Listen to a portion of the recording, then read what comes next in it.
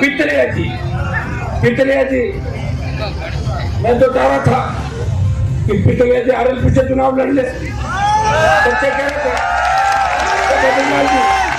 जब बद्रीलाल जी से बात नहीं हुई तो बच्चे मुझे रोज फोन करते थे कि भाई साहब मैं कैंडिडेट पकड़ के ला रहे। मैंने कहा कौन है? बोले पितलिया जी। मैंने कहा पितलिया जी मतलब क्या पीतल का काम करते हैं या क्या करते हैं? बोले साहब इन्होंने 30,000 वोट लिए थे और ये पक्के जीतेंगे। मैंने कहा भाई आप लोगों की इच्छा है तो मैं तो आ जाऊंगा, उनके लिए वोट मांग लूंगा। और मुझे बड़ा दुख हुआ जब पितलिया जी ने फार्म भी भर दिया और फार्म भर के उनको बेंगलोर या दूसरी जगह जहाँ इनके धंधे चलते हैं, जहाँ भाजपा की सरकार है, 2-3 छापे इनके रिश्तेदारों के और इनके पटकुआए। पितलिया जी ने बिना किसी से पूछे चुपचाप फार्म उठाया और पिछले दरवाजे से निकल के घर जाके सो गए पितलिया जी। और वो कितना बड़ा दुर्भाग्य। और इस तरह भाजपा के नेताओं का ऑडियो वायरल हुआ कि पितलिया जी का फार्म क्यों उठाया गया। इससे बड़ा दुर्भाग्य नहीं होगा।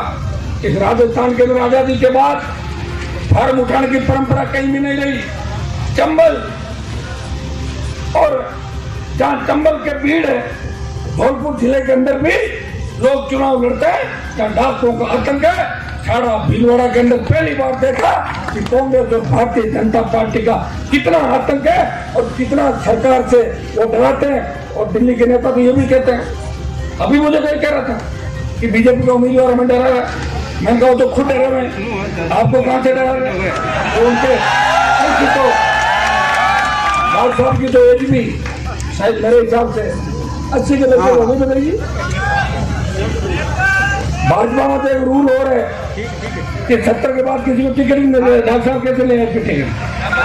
कोई दिक्कत नहीं। डॉक्टर साहब आपके यहाँ पहले मंत्री भी थे, विधायक भी रहे, उनके बारे में टिप्पणी नहीं करना चाहूंगा क्योंकि छाड़ा के अंदर जब मैं पहली बार आया था, गंगापुर के अंदर जब मैं पहली बार राजस्थान के अंदर हुंकार रैलियां कर रहा था, उस समय जिला के अंदर जब आया और यहाँ का विकास देखा तो मुझे अपना पता लग गया कि पिछले 40 साल के अंदर कांग्रेस और भारतीय जनता पार्टी के नेताओं ने अपने घर का विकास किया होगा, विधानसभा क्षेत्र का विकास। भाइयों, अजमेर, भीलवाड़ा, उदयपुर का यह इलाका जहाँ की जमीनें सोना उगलती है, बड़े बड़े उद्योग धंधे, बड़ी बड़ी फैक्ट्रियां भीलवाड़ा जिले के अंदर, और कपड़े का सबसे बड़ा काम, वस्त्र का सबसे बड़ा काम इस भीलवाड़ा के अंदर है। जमीनें हमारी, मशीन दूसरे सेठों की, और स्थानीय लोगों को रोजगार नहीं मिलता। कंपनी और उद्योग यहाँ दादागिरी करते हैं और बच्चों को धक्के मार के निकाल देते हैं। मैं आपको विश्वास दिलाता हूँ कि छाड़ा के अंदर रिजल्ट कुछ भी रहे, हम हारे या जीते, इस बात से कोई फर्क नहीं पड़ता। मोदी जी, आपका हाथ मैंने पकड़ लिया, जब तक आपको विधानसभा में नहीं भेजूंगा मैं लगातार यहाँ आता रहूंगा। ये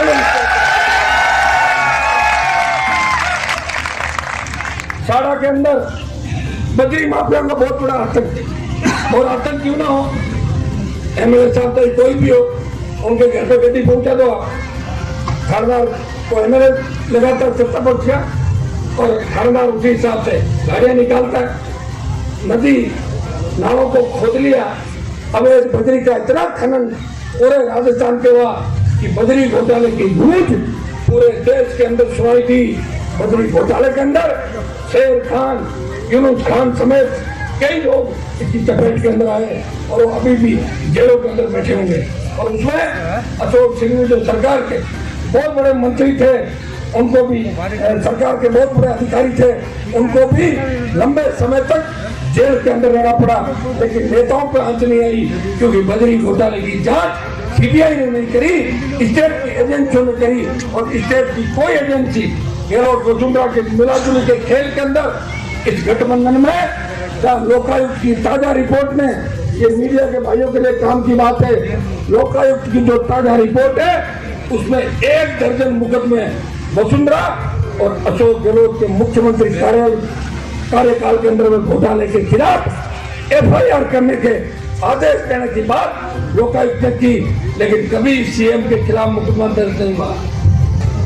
आज CM तो छोड़ो, वसुंधरा का चपरासी धीरेन्द्र कमठान खासा कोटी का कालीन चोर के भाग गया, मुकदमा दर्ज हुआ।